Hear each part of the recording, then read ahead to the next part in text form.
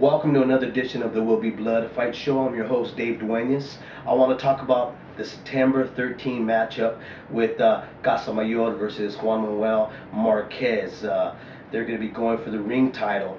But on the undercard of that fight is going to be Sergio Mora versus Vernon Forrest. So I want to get into that fight first before I get into that main event fight, which is going to be, on September 13th. Now, Mora got the better of Vernon Forrest in the first time they had met up against each other and stuff. Walked away as the winner, and Vernon really felt like, he didn't give it his all.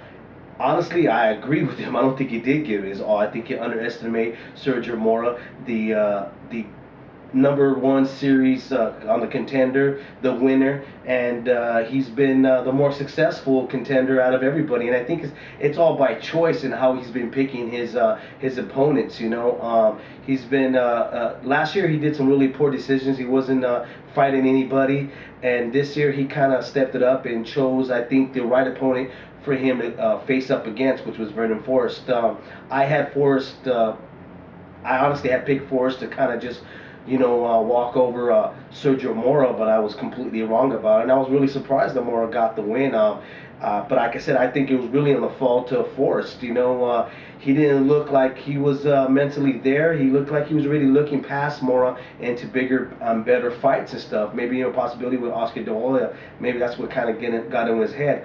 But the way he walked into the ring the first fight is the same look he had when he faced Ricardo Mayorga. He wasn't not even there, and that's always been his biggest problem is he's always up and down. He's either hot or he's cold. He's like another Nate Campbell. They're hot or they're cold and stuff.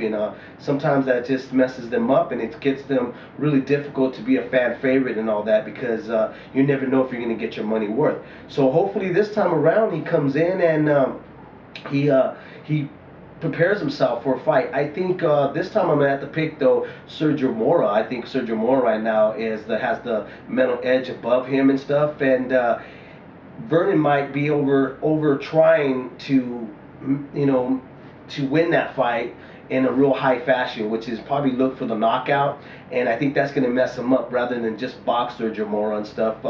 Where Sergio Mora is really he doesn't have a good defense when it comes to you throwing your straight right at him. He seems to gets caught really easy with it, and he gets confused with that too. He doesn't really look for that punch. He looks for you to throw your jab and kind of walk him down. He thinks he's got the speed and stuff, and I think that's what hurts Sergio Mora also and stuff.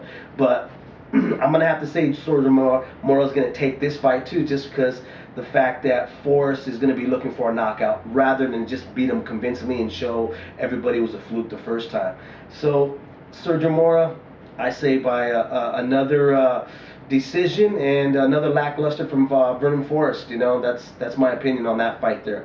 Now, Casamayor, Juan Manuel Marquez. Now that's another completely different type of fight. Okay, when we talk about super fights and stuff, a lot of times you'll get a post of a super fight, meaning like Oscar De La Hoya versus Mayweather. That's a super fight. When really it's not really a super fight, because you pretty much can have a pretty good pick of Mayweather beating De La Hoya or something like that, or another would be like Manny Pacquiao versus Diaz. You're gonna go for Manny Pacquiao. That's the obvious, right?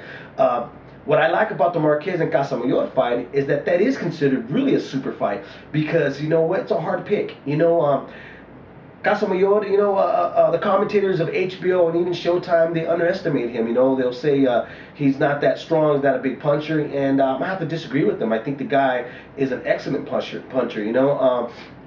Really going in and facing Marquez, and him being a lefty, and Marquez is having his last outing with Pac-Man. He's going to do fairly well with Casamayor because, Casamayor's a lot slower than Pacquiao, and velocity-wise, he's a couple of notches below Pacquiao, right?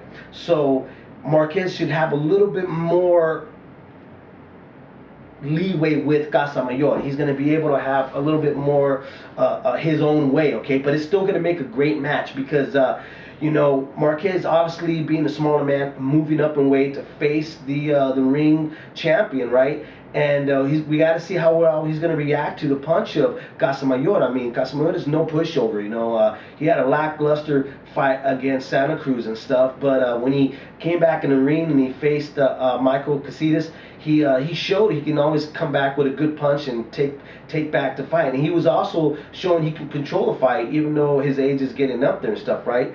But what Marquez is going to have to be a little bit more smarter because the fact that Nacho Bernstein is a hell of a great trainer. You know, everybody talks about Emmanuel Stewart or Freddie Roach, and really I think that Nacho Bernstein is three times even better as a trainer than those two guys and stuff. Because if you look at Nacho Bernstein's resume of how many champions, the list just goes on and on and on. Okay, but I'm going to say Casamayor is going to have his moments.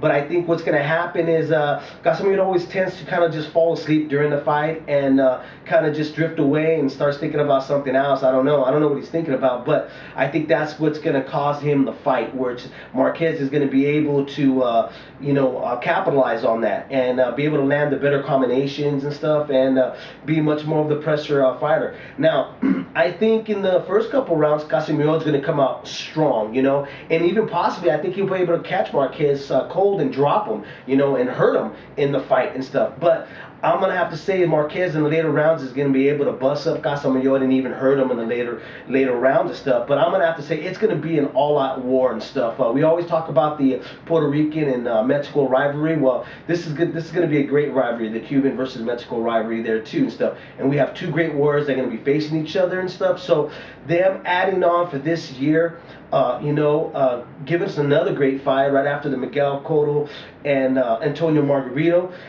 We got to be happy and jump up with joy and stuff because now we're going to get another great possible candidate fight of the year. You know, I don't think it's going to be a boring fight. I'm really looking forward for this fight, and I'm happy that these two guys are going to get it on and stuff because, like I said, it can go either way. It depends on who dares to be great when they step into that ring.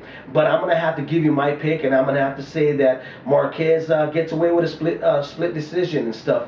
He's going to catch him in the later rounds. It's going to be a really, really tough fight, and it might be there might be a lot of argument there of who might have won that fight, and you never know. If Pacquiao does not decide to fight Marquez, we may get a rematch with a Casamayor. So anyways, I hope you guys all tune in once again in my show, There Will Be Blood Fight Show, and I'll talk to you guys later. Thank you.